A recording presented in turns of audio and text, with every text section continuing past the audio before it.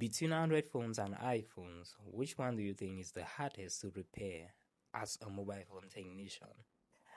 I can bet that a lot of mobile phone technicians always think and will say that the iPhone is the hardest to repair, especially people who are still getting into mobile repairing or people who haven't reached a certain level in troubleshooting and understanding these electronic circuits, mobile phone electronic circuits. And the reason why I mention people who haven't reached a certain level is because you just understand this more better when you reach a certain level. When you reach a certain level of understanding all these circuits, the Android phones and the iPhones, understanding how the troubleshooting is in both devices, you will be able to know which one is hard. Why? Because first, Android phones. We have a lot of Android phones. You cannot even count the number of brands that we have out there. We have the popular brands, the brands that, we normally use all day. We have some brands that we don't even know of, and some ones that we don't know of in our country because, maybe they are banned from entering the country and all that. But when it comes to iPhones, we have just a few iPhones, and they have been consistent. You don't get this iPhone from this company, then you get another iPhone from that company with a different brand and all that. We have iPhone. iPhone is an iPhone. And just a few of them are out there. So just because of the number, you cannot say, okay, because you have a lot of Android phones, they're hard because you have a lot of them. That's not how it works. This is how it works. We have a lot of Android phones, yes, but are they from the same company? No. So with Android phones, you have to learn a lot to be able to repair any Android phone that you come across. And there are times that you have to learn a lot to be able to repair any Android phone that you come across. Why? Because you need to reach a certain level to be able to understand all of them. You need to reach a certain level of understanding different types of Android phone circuits. If you take an Infinix mobile phone, take a Samsung mobile phone, take a Xiaomi mobile phone, Huawei, there are completely two different things. Only when you don't understand how the circuit works. When you start understanding how the circuit works, how the power rails are, the current distribution, how the circuits are being built, how everything is being built, the block diagram of the mobile PCB, how everything logically operates in that mobile PCB, you will see that you can be able to repair a lot of them. But it's not easy. But what about iPhones? For example, if you can repair an iPhone 6, you will see yourself repairing iPhone 7, iPhone 8 to iPhone X. Simple. Okay, let's go back to Android phones.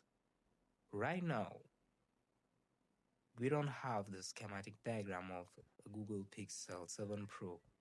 That's a 2 years old phone, 2 to 3 years.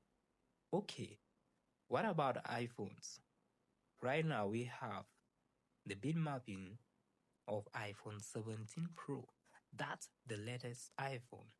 Right now, we have the iPhone 17 Pro bit mapping.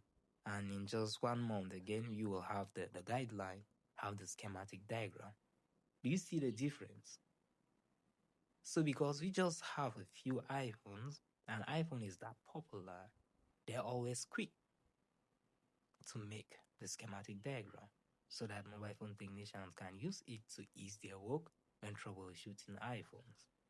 For Android phones, we have a lot of Android phones, and in daily basis, we get a lot of Android phones without a single schematic diagram. We just use that knowledge that we have to be able to know how we can troubleshoot this mobile PCB.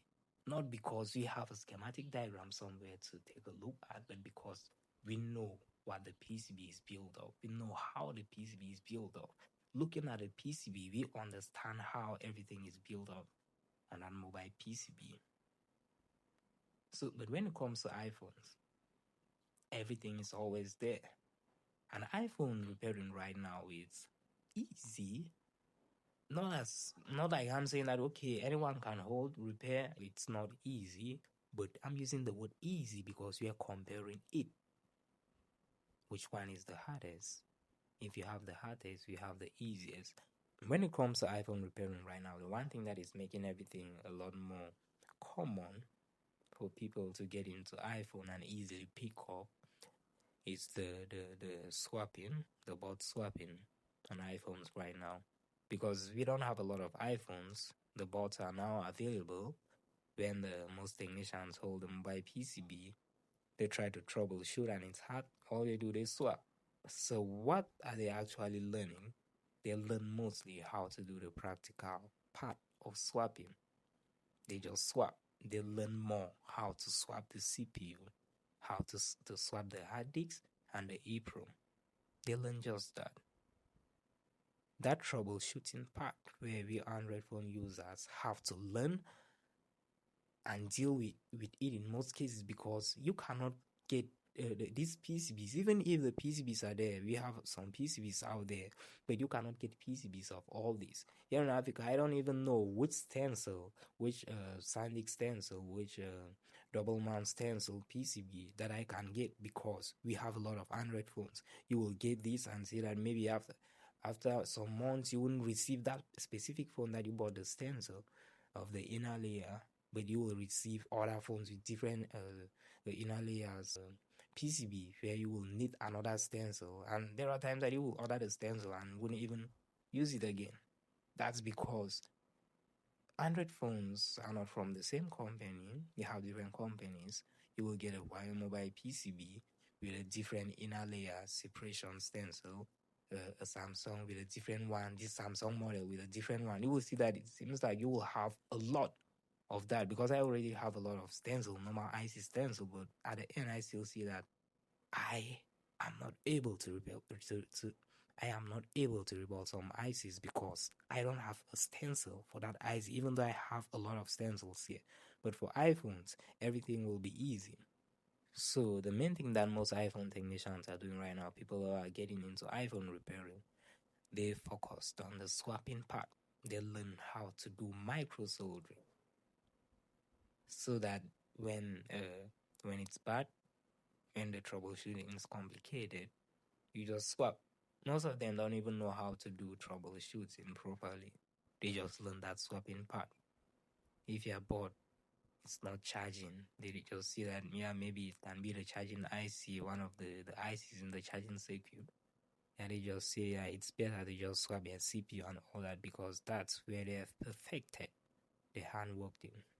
That's the part in which they are perfecting swapping, which is good. But you cannot compare that to someone who is doing troubleshooting bit by bit. And that's just how Android users are, Android phone repairers are. You have no option.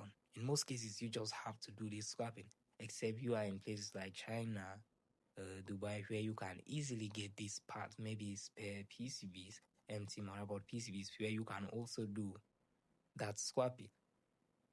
But it will never be easy. We have a lot of them.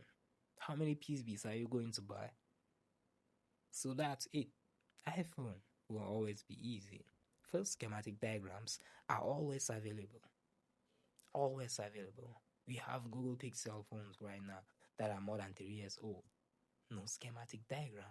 The latest iPhone right now, you can't get a schematic diagram.